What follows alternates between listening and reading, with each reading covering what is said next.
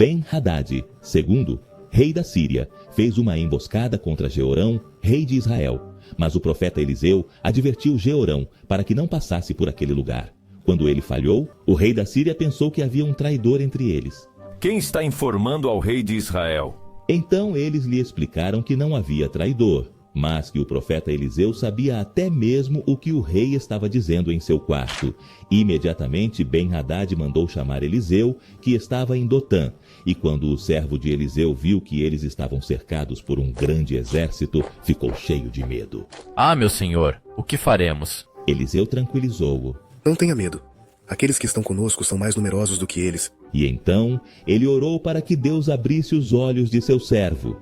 Deus o fez, e o servo viu que a colina estava cheia de cavalos e carros de fogo que os cercavam para protegê-los. Deus removeu o filtro que nos impede de ver o mundo espiritual. E ele viu um exército de anjos poderosos. Exatamente. Embora não vejamos isso com nossos olhos físicos, há uma guerra espiritual acontecendo ao nosso redor. Se pudéssemos abrir os olhos, como fez o servo de Eliseu, veríamos Satanás e seus demônios tentando nos destruir, e Deus e seus anjos nos protegendo em cada batalha. A Escola Sabatina Like apresenta a série Efésios, uma carta escrita atrás das grades. Lição doce, o chamado para permanecer firme. Ao longo da sua carta aos Efésios, Paulo faz vários apelos à unidade, ao fim da luta entre judeus e gentios, entre maridos e mulheres, entre pais e filhos, entre escravos e senhores. E agora, no final da carta, diz-nos contra quem é a nossa verdadeira luta. A nossa luta não é contra seres humanos, mas contra os poderes e autoridades, contra os dominadores deste mundo de trevas, contra as forças espirituais do mal nas regiões celestiais. Reparam? Paulo quer que paremos de brigar entre nós. Há cristãos que lutam até com sua própria sombra. Será que não fazemos parte do mesmo exército? É hora de nos concentrarmos em nossa verdadeira luta. Portanto, a pergunta desta semana é: como podemos ser vitoriosos na batalha contra as forças do mal? Em primeiro lugar, fortalecendo-nos no grande poder do Senhor. Há um ditado popular que diz que, na guerra e no amor, vale tudo. Não sabemos quem inventou esse ditado, mas ele não é verdadeiro. Existem leis até para a guerra. Atualmente, as leis de guerra têm um nome sofisticado, Direito Internacional Humanitário, e são um conjunto de regras internacionais que estabelecem o que pode e o que não pode ser feito durante um conflito armado. Em Deuteronômio, quando Deus deu leis, mandamentos e ordenanças ao seu povo, ele também lhes deu leis para a guerra, e a primeira delas é a mais importante. Quando vocês forem à guerra contra os seus inimigos e virem cavalos e carros e um exército maior do que o seu, não tenham medo, pois o Senhor, o seu Deus, estará com vocês. Ele os acompanhará e lutará por vocês contra os seus inimigos para dar a vitória a vocês. Estão a ver? Deus luta por seu povo e vence suas batalhas. Você se lembra de alguma guerra em que Deus cumpriu essa promessa? Quando Gideão e seus 300 homens poderosos derrotaram os midianitas com trombetas e cântaros. Ou quando o rei Josafá derrotou os moabitas e os amonitas fazendo seu exército cantar.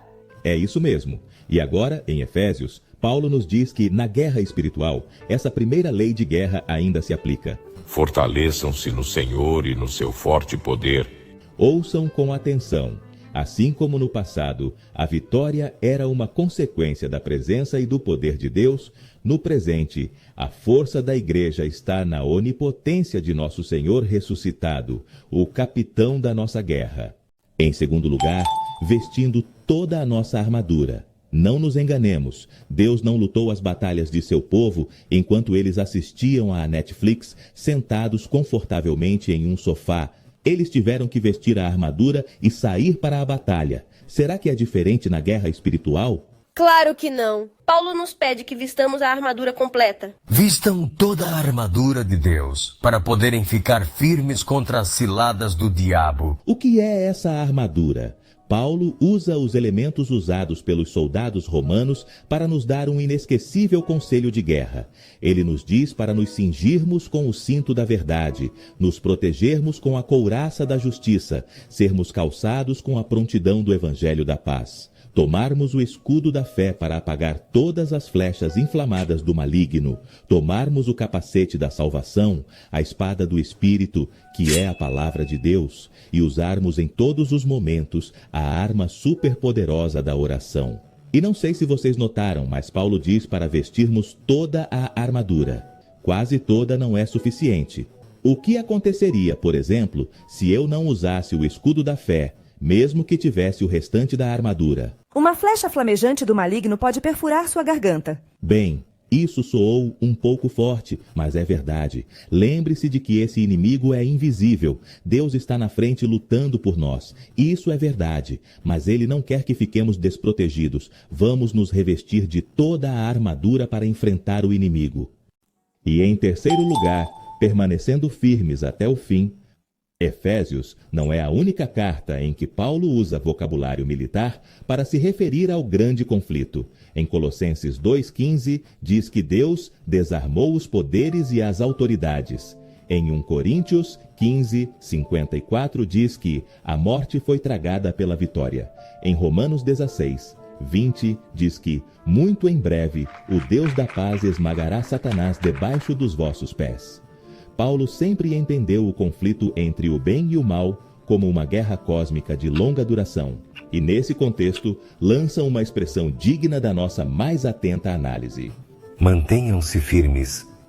O que lhes vem à mente quando ouvem mantenham-se firmes? Quando nos mantemos firmes no treinamento no Clube dos Conquistadores. E não nos podemos mexer mesmo que sejamos incomodados por um mosquito. Bem, nesse caso, significa exatamente o oposto.